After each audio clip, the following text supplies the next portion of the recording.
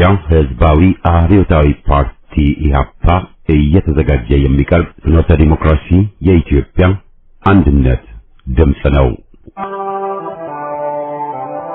ጤና ይስጥልኝ፣ እንደምን አመሻችሁ አድማጮቻችን። ዛሬ አርብ ታህሳስ 10 ቀን 2018 ዓመተ ምህረት ነው።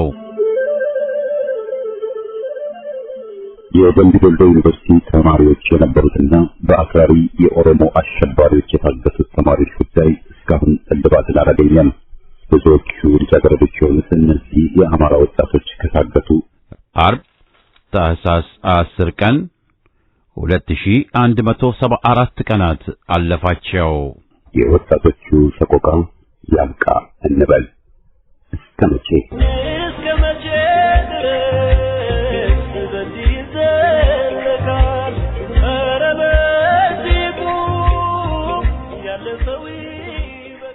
በየሳምንቱ አርብ ከአድማጮች የደረሱንን መልእክቶች የምናስተናግድበት የደብዳቤዎች አምድ ፕሮግራማችንን አቅርበን የዛሬ ዝግጅታችን ፍጻሜ ይሆናል። በቅድሚያ ዜና። ዛሬ አርብ ከንጋቱ 11 ሰዓት ተኩል ጀምሮ በደጀን ከተማ አስተዳደር ከ40 በላይ የሚጠጉ የከተማዋ ነጋዴዎችና ባለሀብቶች በመከላከያና በአድማ ብተና አባላት የመኖሪያና ንግድ ቤቶቻቸው ተፈትሾ ጢቅ የመከላከያ ካምፕ ውስጥ እንዲታሰሩ ተደርጓል። የታሰሩ ሰዎችን ዘመድ እንዳይጠይቃቸውና ምግብ እንዳይገባላቸው ተከልክሏል። ይህን እስር በበላይነት ያስተባበረው የምስራቅ ጎጃም ዞን የሚሊሻ ዘርፍ ኃላፊ የሆነው ካሳ አስፋው ሲሆን የጅምላ እስሩ ዓላማ ነጋዴውንና ባለሀብቱን በማስፈራራት ለአገዛዙ ገንዘብ ለመሰብሰብ እንደሆነም ታውቋል።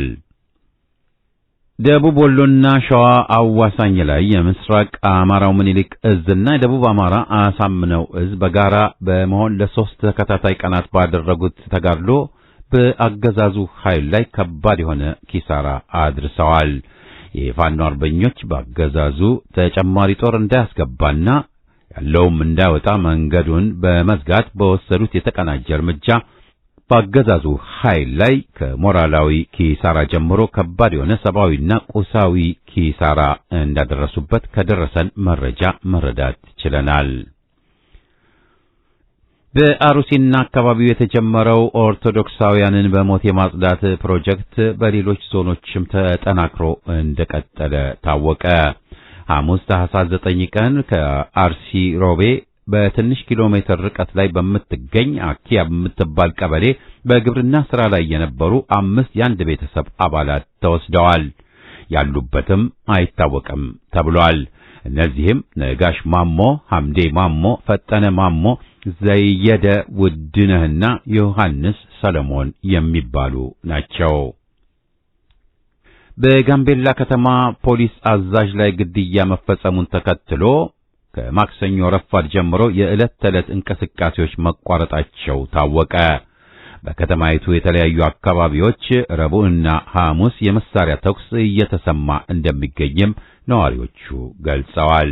ባለፉት ጥቂት ቀናት ብቻ በመቶዎች የሚቆጠሩ ሰዎች መሞታቸውን የመረጃ ምንጮች ገልጸዋል። የደቡብ ሱዳን አማጺ ቡድን SPLM-IO አባላት ድንበር አቋርጠው በመግባት የአኟክን ብሔረሰብ እያጠቁ እንደሚገኙም ታውቋል። በጥይት በገጀራና ስለት ባለው ነገር የተጎዱ በርካቶች ሲሆኑ አሁን ላይ ከኛ አቅም በላይ ሆኗል። የጤና ባለሙያ የፌዴራል መንግስት የለም፣ ግጭቱ ዛሬም ከነጋ በተለያዩ ቦታዎች ይቀጥላል ሲሉ ነዋሪዎቹ ስሞታ አቅርበዋል። ታፍነው ወደ ማሰልጠኛ ቦታ ሲሄዱ የነበሩ የአማራ ህጻናት በ77ኛ ክፍለ ጦር ቃኝና መሐንዲስ ሻለቃ ከመንገድ ላይ መማረክ ተችሏል። ህጻናትን ለጦርነት ማዋል ዓለም አቀፋዊ ወንጀል ሲሆን ይህንን በመተላለፍ የብልጽግና አረመኔ አገዛዝ በተደጋጋሚ ህጻናትን ከትምህርት ቤት እየመለመለ ወደ ስልጠና እየላከ በጦርነት እያስጨፈጨፋቸው ይገኛል። በውጊያ የማረካቸው ህጻናትም የስነ ልቦና ጫና ውስጥ በመግባታቸው የጤና መታወክና የአእምሮ ሰላም እንዳጡ በተለያዩ ጊዜ ያረጋገጥነው ጉዳይ ሆኗል። ይህን መከላከል ኃላፊ የወደቀበት የአማራ ፋኖ በተለያየ ጊዜ ስልጠና እንዳይገቡ በደፈጣ ከነመኪናው በመማረክ የስነ ልቦና ስልጠናና የታደሰ ስልጠና እየሰጠ ወደ ቤተሰቦቻቸው መላኩን ቀጥሏል። ከዚህ በፊት በደብረ ማርቆስ ዙሪያ በበረሃኛው ጀብላ ሞተራ ብርጌድ ህፃናትን በ2016 ዓ.ም ማስለቀቁን የሚታወስ ሲሆን ዛሬም ታፍነው ወደ ማሰልጠኛ ቦታ ሲሄዱ የነበሩ የአማራ ህጻናት በ77ኛ ክፍለ ጦር ቃኝና መሐንዲስ ሻለቃ ከመንገድ ላይ በመማረክ ስልጠና እየሰጣቸው ይገኛል። ህዝቡን ያስቆጣው ያገዛዙ ካድሬ የፈጸመው አስነዋሪ ተግባር ይፋ ሆነ። በከንባታ ዞን ሽንሽቶ ከተማ አስተዳደር ለሰርግ መልስ በሚል የፌዴራል መንገድ በሁለቱም በኩል በድንኳን ተዘግቶ እንደነበር ተገልጿል። ቃላቸውን የሰጡት ነዋሪዎቹ እንዳሉት ሰርግ ደጋሹ ግለሰብ በአካባቢው ባለሀብትና የባለስልጣናት ዘመድ በመሆኑ ከሌሎች ነዋሪዎች የተለየ ሰርግ ለመደገስ በማሰብ ሁለት ግዙፍ ድንኳኖችን በግራና በቀኝ በመትከል ሽሽቶን ከወላይታ ሶዶ ከዱራሜ ወራቤና ሆሳዕና ቡታጅራ የሚያገናኘውን ዋና አውራ መንገድ በሁለቱም አቅጣጫ መዝጋቱን ገልጸዋል። በዚህም ምክንያት አንድ ተሽከርካሪ በውስጥ ለውስጥ ልዋጭ መንገድ ሲሄድ ከኤሌክትሪክ መስመር ጋር ተጋጭቶ መቃጠሉን አክለዋል። ለአንድ ባለሀብት ልጅ ተብሎ መንገዱ እንዲዘጋ የሆነው በከተማው ከንቲባ ተብየው አቶ ታሪኩ ተስፋዬ ቀጥተኛ ትዕዛዝ ሰጭነት ሲሆን ይኸውም ህዝብን ያስቆጣ ተግባር የፈጸመው ካድሬው ከስልጣን እንዲነሳ ጥያቄ አቅርበዋል። ጊዜያዊ ሽግግር አማካሪ ምክር ቤት በሚል ያቋቋሙት በአካባቢው የመንግስት ተጽዕኖ ያን ያህል ባይኖርና አጠቃላይ መሬት ላይ ገዥ ነኝ የሚለው አካል ስልጣኑን እየተጠቀመበት እንዳልሆነ ይልቁንም ተቀባይነቱ ዝቅተኛ መሆኑን ያረጋገጠው እርምጃ ከመውሰድ ይልቅ ህብረተሰቡ ላይ ዛቻና ማስፈራሪያ ሲደልቱ ውሏል። የዕለቱ ዜና በዚያ ነው።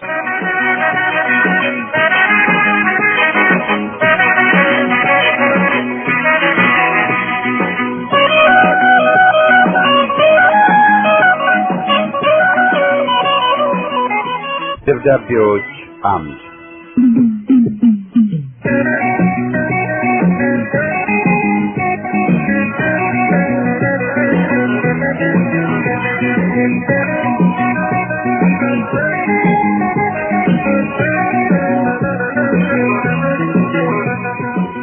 ይህ ፕሮግራም ከእናንተ ከአድማጮቻችን ያገኘናቸውን ደብዳቤዎች የምናስተናግድበት መድረክ ነው። የከበረ ሰላምታዬ ለሬዲዮኑ አዘጋጆችና የዘወትር አድማጮቻችን ሁሉ ይድረስልኝ። ዛሬ ላይ አኗኗራችን ምን ይመስላል? ከ50፣ 40፣ 30ና 20 ዓመታት በፊት አኗኗራችንን እርሱትና አታስቡት። ዛሬ ከትናንት ቀጥሎ የተሰራ መሆኑን መረዳት የተሳናቸው ጅሎች ሞልተዋልና የድሮ ናፋቂ ይሏቸዋል። ከዛሬ 10ም ሆነ 7 ዓመት በፊትስ ከዛሬው ናፋቂዎችና ጨብጫቢዎች ጋር እንዴት ነበር የኖራችሁት? ዛሬ ደህና አድርገን በሚገባው የእውቀት ቋንቋ ልክ ከተረዳ ነው ወዴት እየተጓዝን እንደሆን አይነግረንምን? ኑሮን ትላንትናና ዛሬ በገቢያችን መጠንና ወጪዎቻችንን በመመደብ በማመሳሰልና በማነጻጸር ስሌት በማስላት የበለጠ መረዳት ይቻላል። ቀላል ሂሳብ ነበር። ዳሩ ምን ያደርጋል? ቀለም የቆጠሩትም ሂሳብ መስራት ተራራ እንደመግፋት ይከብዳቸዋል። ለሂሳብ ትምህርት ቀናኢ አይደለንምና ሳንረዳው በአፍንጫ ሽቱ በዓይናችሁ እዩትና በጆሮአችሁ ስሙን ብለው የነገሩንን አሜን ብለን ተቀብለን ፈንድቀን እንሞታለን። እንደማሞቂሎ ያሏቸውን መስማትና እንዳላችሁን እንቀበላለን። ሳይጠይቁና ሳይረዱ መሞት። ለሂሳብ ትምህርት ደንቆራ የሆነ ሁሉ የዓለምን ስልጣኔ ግስጋሴን ልክ መረዳት አይችልም ይላሉ የሂሳብ ሊቆች። በእርግጥም በሂሳብ ቋንቋ መናገር የሚችሉ ሁሉ ወዴት እንደሚሄዱ ያውቁትና አረማመዳቸውንና እርምጃቸውን ፈጥነው ያስተካክሉታል። በተገቢ መረጃ ቀመር ሂሳብ ስኬት ይሉሃል። ይህ ነው። በአግባቡ ሳይቀቅሉት የተሰራ ሂሳብ እውነት ይናገራል። በግርድፉ የሚነግሩን አብይና ሸሪኮቹ ግን ለቅንጣት ታክል የሚገልጹልን ወላሃባ እውነት የለም። ኢኮኖሚክስ ማህበራዊ ሳይንስ ነው። ከሙያው ጋር ቁርኝት ካላቸው በስተቀር አብዛኛዎቻችን የኢኮኖሚክስ ዕውቀት እዚህ ግባ የሚባልም አይደለም። ብናውቀውና ብንረዳው ኑሮና አኗኗራችን ግን ያሳየናል። የሰው ልጆች ነንና ፍላጎታችንን ለማሟላት ሥራ እንሰራለን። ለመኖር መሰረታዊ የምንላቸው ምግብ፣ መጠጥ፣ አልባሳትና መጠለያን ማግኘት የግድ ነው። ሥራ ሰርተንና ምርታማነታችን ሲጨምር የምናገኘው ገቢያችን መጨመሩና ኑሯችንን ከፍ ለማድረግም ያስችለናል። ዛሬ ላይ ላባችንን አፍሰንና ምርታማነታችን በቴክኖሎጂ መሻሻል እያደገ ስራም ብንሰራም ኑሯችን የተሰረቀና ዘራፊዎችንና ገብጋቦችን ብቻ ከማልማት ለነርሱ ሀብት በሀብት ላይ ከመጨመር በስተቀር አኗኗራችን መቀመቅ ወድቋል። ቀደም ሲል እከሌ የናጠጠ ዲታ ነው ተብለው የሚጠቀሱት በጣት ይቆጠራሉ። ዛሬ ግን የሀብት ምንጫቸውን የማናውቃቸው ሚሊዮነሮችን ተሻግረን ቢሊዮነሮችን መቁጠርና ስለነርሱ ዝና ማሽቃበጥ ወደ ኋላ አላልንም። በአንጻሩም ደሃን ግን የሚቆጥረውና ስላኗኗሩም ስራዬ ብሎ የሚያዝንለት የለም። እንዲያውም ስቃዩና መከራውን እንዲቀልለት ከማገዝ ይልቅ ሙሰኞቹ ባለስልጣናት ካጠገባቸው እንዲጠፋና እንዲፈናቀል፣ አንዳንዶቹም ከባለስልጣኖቹ የታከኩ ከተሜዎች ድሃ ጠፋ እያሉ ይዘባበቱበታል። ድህነቱ ጣሪያ አልፎ ነጣተናል፣ ለማኞች ሆነናል። በ50ዎቹም 60ዎቹም 70ዎቹም ቢሆን አብዛኛው ኢትዮጵያዊ ከቤተሰቡ አባወራ ብቻ እንኳን ሰርቶ ቢገባ ለቤተሰቡ መሰረታዊ ፍላጎቶቹን ለማሟላት አያንስም። የእድርም ከፍሎ እንዳቅሙም ዕቁብ ጥሎምና ማህበር ሰርግና ምላሽም ደግሶ ተኖሯል። ለሙታን ዘመዶቹም 40፣ 80ና ሙት ዓመትም ቆጥሮ መታሰቢያ ተስካር ያዘጋጃል። ይህ የኖርንበት ዓመታት ስለሆነ አይረሳንም። ሰርቶ በሚኖረው ማንኛውም ቤተሰብ ውስጥ ቢያንስ ለሥራ ያልደረሱ 4፣ 5 እና ከዚያ በላይ ማቲዎች ያሉበት ለመሆንም ልጥቀስ። 100 ብር በማይሞላ የወር ደመወዝ መሰረታዊ ፍላጎቶችን ሳያዛባ ሟልቶ እንደ ዘመኑ ይታደር ነበር።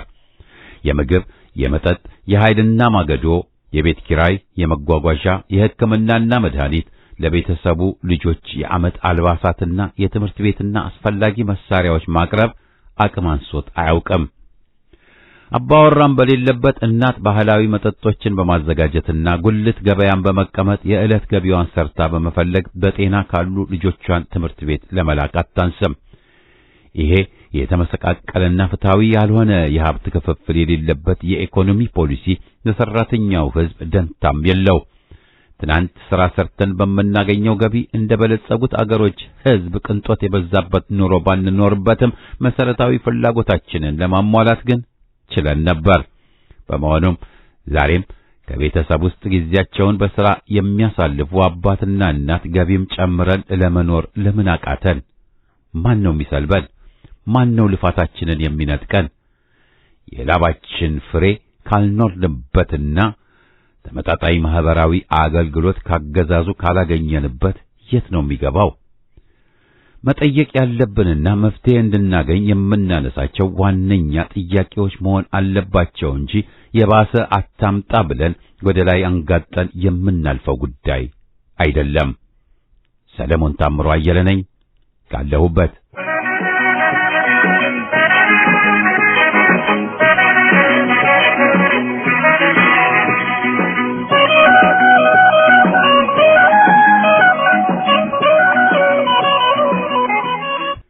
ሰላም ጤና ይስጥልኝ። እንደምን አመሻችሁ ውድ የፍኖተ ዲሞክራሲ የኢህአፓ ራዲዮ አድማጮችና አዘጋጆች በሙሉ።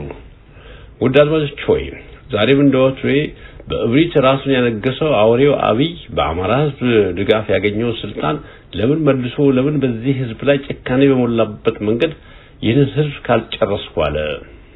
ውለታ ቢስ ሆኖ እንጂ በኔ እይታ ይህ ሕዝብ ሌሎቹ በበጎ አዩት አላዩት ለሁላችንም መሰረትና ምሰሶ መሆኑን ዘንግቶ ይሁን ለምንስ በዚህ ሕዝብ ጦርነት ከፈተ? ለምንስ መልሶ ማቆም አቃተው? ለሚለው መልስ የኦነግ ጠባቦችና ምክርና የመገንጠል ህልማቸውን እውን ለማድረግ የጥፋት ዓላማቸው እንዲሳካ ሲባል አማራን ሕዝብ የማጥፋት ዘመቻ አጠናክሮ ከቀጠልኩ ኦሮሞ ሕዝብ ይደግፈኛል፣ አጀንዳውም ግቡን ይመታል፣ ስልጣኔም እድሜም ይረዝማል በማለት የዘረኝነት አጀንዳውን አንግቦ ጭካኔ በሞላበት ስልት አጠናክሮ ቢቀጥልም ከዛሬ ነገ ይህ አውሬ ወደ ቀልቡ ይመለሳል፣ አገርን እንደ አገር ይመራል እያሉ በየዋህነት ሲመለከቱ የነበሩና አሁንም ከዛሬ ከነገ ይህ ህዝብ የዚህ ዘረኞች አካሄድ ገብቷቸው ይነሳል እያሉ በትዕግስት ሲመለከቱ የነበሩ መጨረሻ ላይ የማይመለስና ታሪክን ደላጅ መሆኑን እየተረዱ የአማራ ህዝብ የቁርጥ ቀን ልጆች የሆኑ ውስጡን ለአመታት ሲታገሉና ሲደራጁ ከነበሩ ልጆችና የሀገር ወዳድ ግለሰቦች ጋር ቅንጅት በመፍጠር መልሶ የማጥቃት እርምጃ አብይን በሚመራው በኦሮሞማ መንግስት ጋር ትግል ማድረግ ጀመሩ። እነሆ ትግሉ ተጧጡፎ ቀጥሏል። የአረመኔ ሰው አንዴ አለፉት አረመኔ መሪዎች ማለትም መንግስቱና መለሰ ህዝብን በመናቅ የገጠማቸውን እድል ዛሬ ብልጽግና አውሬም ላይ መድረሱ የማይቀር እየሆነ መጥቷል። መራራውን ጽዋ ከነጓደኞቹ ጋር መቀመሱ የማይቀር ጉዳይ እየሆነ መጥቷል። ዛሬ ይህ ሰው ምንም ቢዘላብድና ቢቀባጥር በሁሉም አቅጣጫ ራሱ በፈጠራቸው ጠላትና በሰፊው ህዝብ ጭምር ተከቦ ነፍስ ውጪ ነፍስ ግቢ ጭንቅ ላይ መሆኑን እንኳን እኛ ችግር ቀማሾቹና ግልጽም ሆነ በሚስጥር ደጋፊዎቹ የነበሩ ሳይቀሩ እየተመለከቱና ተው አልቻልክምና ውረድም ሲሉ እንሰማለን። ብቻም ሆነ ይህ እነሱ አሉ አላሉ ዛሬ የጊዜ ጉዳይ ሆኖ እንጂ ስርዓቱ እያበቃለት መሄዱንም እያየን ያለ እውነት እየሆነ መጥቷል። እሱ ግን አጣብቂኝ ውስጥ ሆኖ እንኳን ትግሉን አስርጎ ባስገባቸው ሆዳሞች በሚያልቁበት የተሳታውን መረጃ መሰረት አድርጎ የባንዱን ትግል በንቀት አይን እየተመለከተ ከንግስናዬ በፊት ፕሬዝዳንት ልሁንና ለአንዴም ለሁሌም ኢትዮጵያን ከነታሪኳ ድራሿን ለማጥፋት ጊዜ ይኑረኝ ዘንድ ለሚቀጥለው ምዕራፍ ምርጫ ዝግጅት እያለ ሲያወናብት ይታያል። እዚህ ላይ ይህ ሰው ካላወቀ አንድ ነገር ሊያውቅ ይገባል። ማለትም ከተመረጥኩ በህጉ መሰረት ሌላ 5 አመት ቆያለሁ፣ ጊዜው ማግኘት የኢትዮጵያን ታሪክ ደልጂ ሮማን መሰረት ብሎ ይቃዥ እንጂ እንኳን ተመርጦ ፕሬዝዳንት መሆን ቀርቶ ራሱን 7ኛው ንጉስ ብሎ ቢሾምም ዘውድ ደፍቶ ነገስኩ ቢልም ሞኝን ፈለግ። ዛሬስ ማንቆርስ ተይዞ ወደ ፍርድ ከመቅረብ ማንንም አያድንህም። ዛሬ አኩርፎ ወጡ ተብሎ ከበሮ የደለቀላቸው የኦሮሚያ ክልል መሪዎችና ሌሎችም አጋሰሶች ያካተተ ስብሰባ ሰሞኑን በጅማ ላይ ተቀምጦ በኢትዮጵያና በታሪኳ ላይ የፈጸሙትን ደባና ገና ወደፊት ሊፈጽሙ ያቀዱትን ሴራና አጀንዳ ለሰማና ላዳመጡ ሁሉ እንኳን ጫካ ገብቶ ትግል ላይ ያሉ ቀርቶ ቄሶችም ቢሆኑ መጽሐፍ ቅዱሳቸውን አንግበው ወደ ጫካ ሊያስገባ የሚችል ሴራ ላይ ከየትም ተጠራርተው በኢትዮጵያ የነበራትን አኩሪ ታሪኳን እንዴት እናጥፋ የቀረውንም እንዴት እንደሚያጠፉና የራሳቸውን ኦሮሞማ እንዴት እንደሚገነቡ ተነጋግረው ተነስተዋል። አሁንም ያልሰሙ ይስሙ ለማለት እንጂ ብዙዎቹ ጆሮ አልሰጥ ያሉት የፍኖተ ዲሞክራሲ ራዲዮ ላይ ከ6 ወር በፊት በሚገባ ተላልፎ እንደነበር አስታውሳለሁ። ብቻ ያም ሆነ ይህ እዚህ ላይ አንድ ነገር ለማለት ፈልጋለሁ። ሰዎች ለምን እፍረት አንደበታቸው እንደያዘባቸው አይገባኝም። የሁሉም ጨካኝ ስርዓት ውድቀት የኢህአፓ አስተዋጽኦ መኖሩን ብዙዎቹ አያውቁም። እንዳላውቁ መስለው ትግሉን ለማጨናገፍ ከጨካኞች ጎን መቆሚያ የመረጡ ሁሉ ለምን ከዚህ እውነትና ሐቅን መደገፍና ወይንም ጨርሶ መተው ተሳናቸው? እየወሰለቱ ትግሉን የጎዱ ትናንትም ዛሬም ያሉ ወገኖች ነበሩ። አሁንም በዚህ መንገድ ተንጠልጥለው ያሉ አያሌ አድርባዎች ብዙ ናቸው። ኢህአፓ ከተመሰረተ ጀምሮ ለኢትዮጵያ አንድነት ሲል ብዙ ዋጋ ከፍሏል። እስካሁንም በዚህ ያቋሙ የብዙ ጠላት ባለቤት ሆነዋል። ችግሩ እውነት ስለሆነ ለብዙዎቹ የጉሮሮ አጥንት ሆኖ ባይዋጥላቸውም የኢህአፓ ማንነትና ምንነት ማወቅ የሚፈልጉ የጊዜያዊ ህዝባዊ መንግስት ካልተቋቋመ በስተቀር የኢህአፓን የት ነው ለምትሉ ሁሉ መልሱ ኢህአፓ ሁሌም ከጎናችሁ አብሯችሁ ነውና ስትጠራጠሩ በሐሳብም ሆነ በተግባር ይህንን ድርጅት ደግፉት። በእኔ እምነት ኢህአፓ ማለት ሰፊው ህዝብ የልብ ተስፋ ነው። ሰፊው ህዝብ ማለትም ደግሞ የኢትዮጵያ አንድነት ነው። ስለሆነም ይህን ህዝብ ተገን አድርጎ ኢህአፓ በግልጽም ሆነ በስውር ባይታገል ኖሮ በተለያየ ጊዜ የተለያዩ የቡድን ተደራጅተው የአንድነትን ጭንብል ለብሰው ሊበታተኑት ሞክረው የከሸፈባቸው ዛሬ በአፋቸው በእጃቸው ይዘው እንደ እውር ድመት ከአንዱ ግድግዳ ወደ ሌላው ግድግዳ እየተጋጩ የሚሱስና የሚጨልጡት አጥተው እነሆ ብዙዎቹ መሳቂያ ሆነው ቀርተዋል። የረፈደባቸው ወዳሞች ደግሞ እንደ ታማኝ ውሻ ከነ አብይ ጎን ቅበሩን ብለው በተለይ አሁን ባለቀ ሰዓት ላይ እጃቸውን ስጡ እነ ማስረሻ ሰጤና ጓደኞቹ የብልግናውን አውሬ ለማዳን ሲሉ ራሳቸውን ለታሪክ ዱላ አሳልፈው መስጠታቸው ብዙዎችን ያስከረመ ቢሆንም ቀድሞ የገባቸው ወገኖች ደግሞ ገና የአማራ ጠላቶች ብዙ ስለሆኑ መቼም እነዚህ ብቻ ይሆኑና ያሉ ወገኖች ብዙ ናቸው። በረጋችን ላይ ስንዴ ከእንግርዳድ የሚለየው በዚህ መልክ እስከሆነ ድረስ ሲሆን ስለዚህ እነዚህ ምልምል ሆዳሞችን በተመለከተ ምናልባት ዋናውን የቀሩትን ይዞ ሰበብ ተበጅቶለት እስከ ገባ ድረስ ጥራቱ ገና ስለሆነ አትታለሉ። በዚህ ትግል ላይ ከመስመር ውጭ የሆነ ወንድም እህት ብሎም ዘመድ አዝማድ አይሰራም። ኢትዮጵያ ወዲዎቹ ኃይል ታቸንፋለች ሲሉ ይህን መልእክት የላኩልን አቶ መስንቆ ጉልማ ኤድመንተን አልበርታ ናቸው።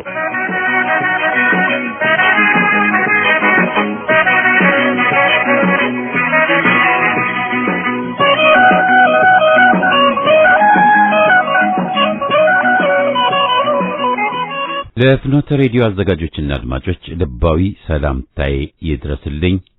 ውድ አድማጭ ወገኖች ምንም እንኳ የግለሰብን ስም ጠርቶ ሐሳብን ማተቱ የሚዘወተር ወይም የሚመረጥ አቀራረብ ነው ባይባልም ኢትዮጵያን ለማቆየት ለነጻነቷ የሞቱላትን የአባቶቻችንን ደም ረግጠው ሊያፈርሷት ከተሰለፉ ጠላቶች ጎን ተሰልፈው በገሃድ ህልውናዋን እየተፈታተኑ ያሉ ቡድንም ይሁኑ ግለሰቦችን ስማቸውን ከነግብራቸው ማጋለጡ ግን በእኔ አስተያየት አገር የማዳኑ ትግል ግድ የሚለው ሆኗል።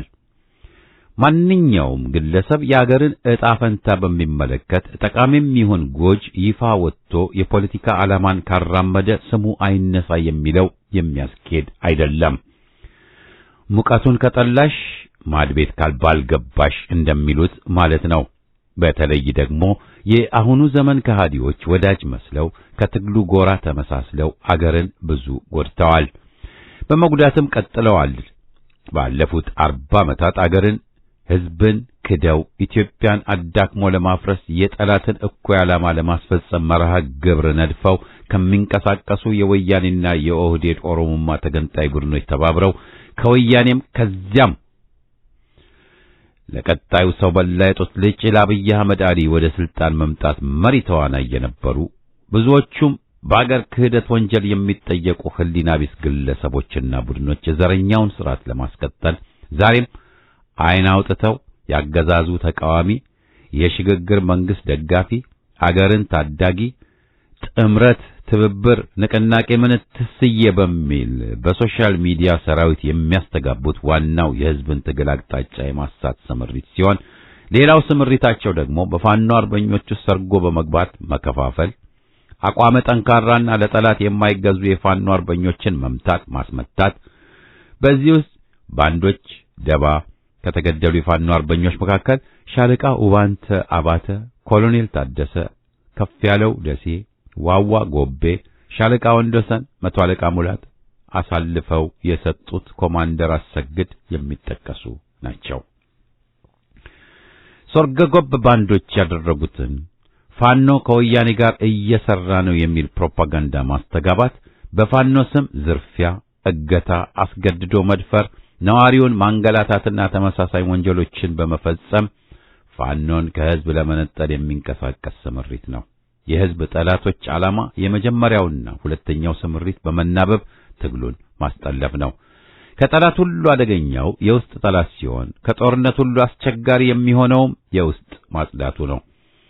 ሆኖም ጠላት ቅስሙ ይሰበርና የነስክንድር ሻንጣ ሙሉ ዶላር ተራቅቶ ቅጥረኛውና ሰርጎ ገብ ባንዳው ሸሽቶ የጌቶቹ ጉያ ገብቷል መስሎት ከስራቸው ተሰልፎ የነበረውም መሰሪነታቸውን ተገንዝቦ ሐቀኛውን የፋኖ ኃይል በመቀላቀል ላይ ነው።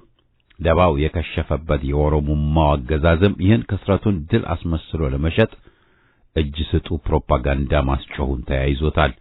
ሐቁ ግን የቅጥረኛ ፋኖ ጥሎ መሄድ፣ ፋኖ ራሱን ከሰርጎ ገብ ባንዳ በማጽዳቱ ረገድ ይህ አጋጣሚ ከፍተኛ አስተዋጽኦ አድርጎለታል ማለት ይቻላል። አሁንም ቢሆን አንድ እግራቸው ወዲህ ሌላኛው ወዲያ የሆኑ በተክለሰውነት የተንጠላጠሉ ራስ ወዳዶችን አገዛዙ በሶሻል ሚዲያ ሰራዊትን ሆን ብሎ ዋነኛ አድርጎ የሚያሻሽጣቸው የሚጠቀምባቸውና ያሰረጋቸው የውስጥ አርበኞች አይጠፉምና ውስጥን ማጥራቱ ከጠላት ጋር በሚደረግ ግብግብ አንዱ ገጽታ ይመስለኛል። በአጠቃላይ በአስመሳይ ግርግራቸው ዳግም አንጠለፍ። የጠላት ቀኝ እጅ የሆኑ ተመሳሳይ ሀፍረተ ቢስ ህሊና ቢስ ግለሰቦች በኢትዮጵያ ስም በህዝብ ስምና በፋኖ ስም የህልውና ትግሉን ለማጨናገፍ አይናችሁን በጉጠት የሚሉን የትላንት ጉዶች ዳግም ተሰማርተዋል። እጅግ አሳዛኝና አሳሳቢ የሚያደርገው ደግሞ የከሃዲው ስምሪት ብቻ ሳይሆን ካለፈው መማር ያቃተው ማህበረሰባችን ቁጥር ጥቂት አለመሆኑን ስንታዘብ ነው። ይህ ክፍል ከተገንጣይ ዘረኞች ተመሳጥሮ አገርን አሁን ላለችበት የህልውና አደጋ ያጋለጠ የህብረተሰብ ደዌ ከመሆኑም በላይ የህዝብን ወዳጅና ከጠላትን የመለየት ችሎታ ከመናቅም የመነጨ ነው።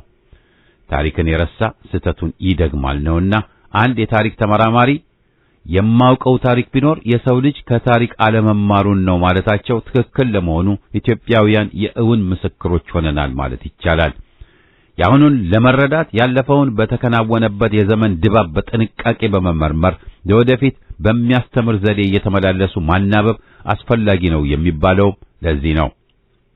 በወያኔው ጸረ ኢትዮጵያ ደባ ቁጥር 1 ትላንት በኢዲሃቅ የኢትዮጵያ ዴሞክራሲያዊ ኃይሎች ቅንጅት ይመራ የነበረውን የኢትዮጵያ አንድነት ግንባር ድጋፍ ለማሳጣት ሲባል በነ ኮሎኔል ጎሹ ወልዴ የወረቀት ላይ አርበኞች ግንባር ተቋቋመ ተብሎ ቀድሞውኑ እንዲህ የሚባል ግንባር እንዳልነበረ ቢታወቅም የፈሰሰለት ብዙ ሺህ ዶላር ግን የደረሰበትን እግዚአብሔር ይወቀው። ደባ ቁጥር 2 በሻዕቢያ ጉያ ተጠልሎ የከፋኝ የአማራ አርበኞችና አገር ወዳዱን እንቅስቃሴ ለማኮላሸት ቦታ ለመያዝ የነ ብርሃኑ ነጋው ግንቦት 7 አስመራ ላይ የአማራ አርበኞችን በትኖ ታሪካዊ የኢትዮጵያ ጠላት በመሆን በዘለቀችው ግብጽ ሳይቀር ይረዳ የነበረውን ቆይቶም ስሙን ወደ አርበኞች ግንቦት 7 የቀየረው እናም እንዲሁም እሳት የሚባለውን ጸረ ኢትዮጵያ ሳተላይት ቴሌቪዥን በመጠቀም ኢትዮጵያን ቅኝ ገዥ ያደረገውን የኦሮሞ ዘረኞች ቡድን ኦነግን ጃዋር መሐመድና ተስፋዬ ገብረአብ መሰል ያገር ጠላት ግለሰቦች ሳይቀር የፖለቲካ ተንታኝና አጀንዳ ቀራጭ በማድረግ ያስተዋወቀውን ኢሳት በመጠቀም ምን ጉዳት እንዳደረሰ ዛሬም በትምህርት ሚኒስቴር ቦታ ተቀምጦ ምን ያህል ተኪ ትውልድን እያሳጣን እንዳለ አገር ያወቀው ፀሐይ የሞቀው ጉዳይ ነው። በሶስተኛው ዙር ጸረ ኢትዮጵያ ደባ ዋና ተዋናይ የሆነው ደግሞ ራሱን የአዲስ አበባው ባልደራስ መሪ አድርጎ የሾመውና በኋላም አባላቱ ላይ ቢሮ ዘግቶባቸው በመጥፋት የፋኖ አርበኞች ውስጥ ሰርጎ በመግባት ከፍተኛ ጉዳት እንዳደረሰ የሚነገርለት እስክንድር ነጋ የሶስተኛው ዙር ደባ ባለቤት ነው። የመለስ ራዕይ የአብይ የመሆኑን ያህል የብርሃኑም እንዲሁ የእስክንድር ሆኗል። በዚህ ሁሉ የክህደት ጉዞ ከታዩ አሳዛኝ ክስተቶች አንዱ አገራችን እየታወቀች የመጣችው አንገታቸውን በሰጡላት ጀግኖች ልጆቿ መሆኑ ቀርቶ አገርና ሕዝብን በካዱ መሽገሮች ቦታቸው መያዙ ነው። ዘረኞችና ምንደኞች የታሪካዊት አገራችንን ለመቅበር በቆፈሩት ጉድጓድ ራሳቸው ይገቡበታል። ኢትዮጵያ በአንድነትና ነጻነት ተከብራ ለዘላለም ትኖር። አስማማው በዛብህ ከባህር ማዶ።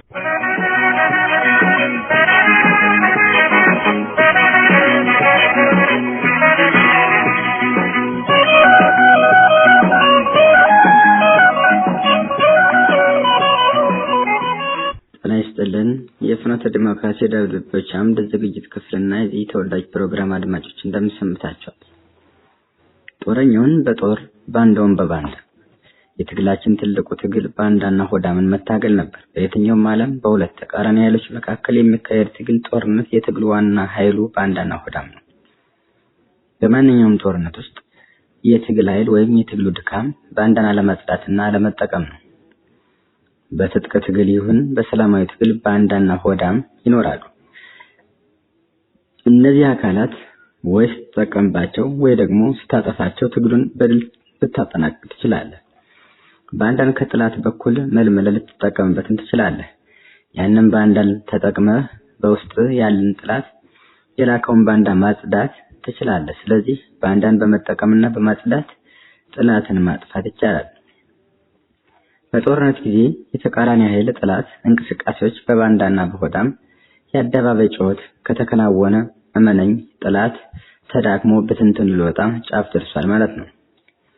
ያለፉት ዓመታት ሙሉ ለትግላችን ከባድ እንቅፋት የሆኑት ባንዳና ሆዳም በትግላችን ውስጥ ሆነው አንድ ለመሆን ሲታገሉን ስንታገላቸው ነበር።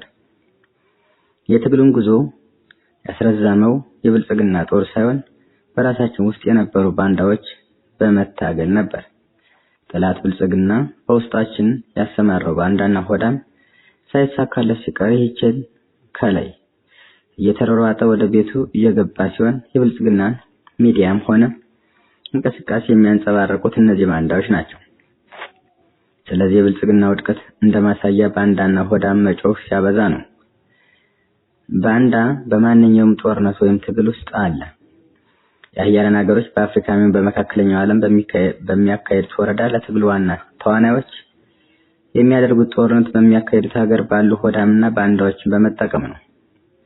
ለዚህ ምሳሌ ሊቢያው መሪ መሐመድ ጋዳፊን ብናይ በራሱ ጓደኛ በነበረ ካሊፋ ኢፍጠር እና ጓደኞቹ አሜሪካ ተጠቅማቸው ያችን የመሰለች ሀገርና መሪ ላይነሱ እስከ መጨረሻ አፈራርሰዋቸዋል።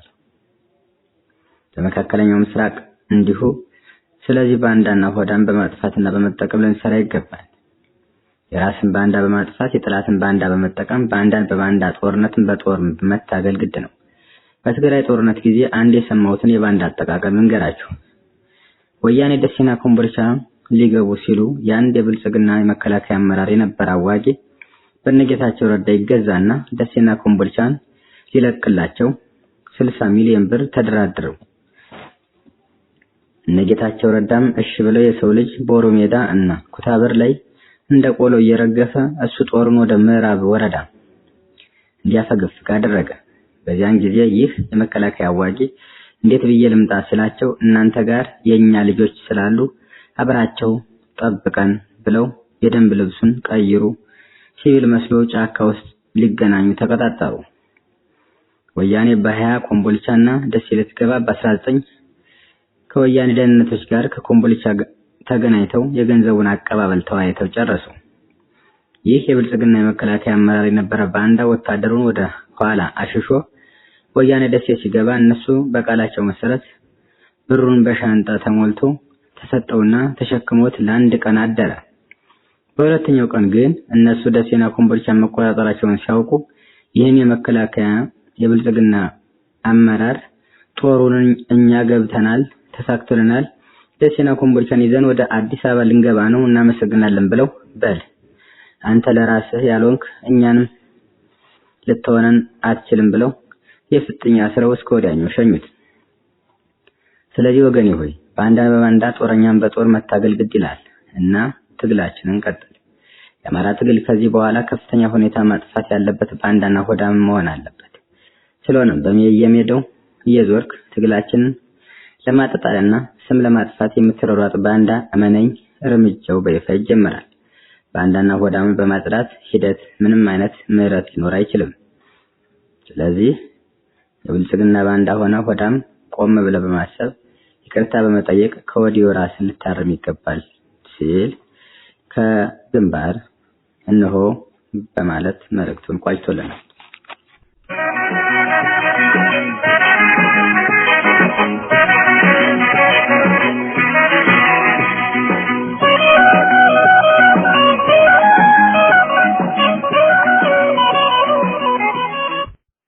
አድማጮቻችን የደብዳቤዎች አምድ ፕሮግራማችን በዚሁ ይጠቃልላል። ሳምንት አርብ እስከምንገናኝ ደህና ቆዩን።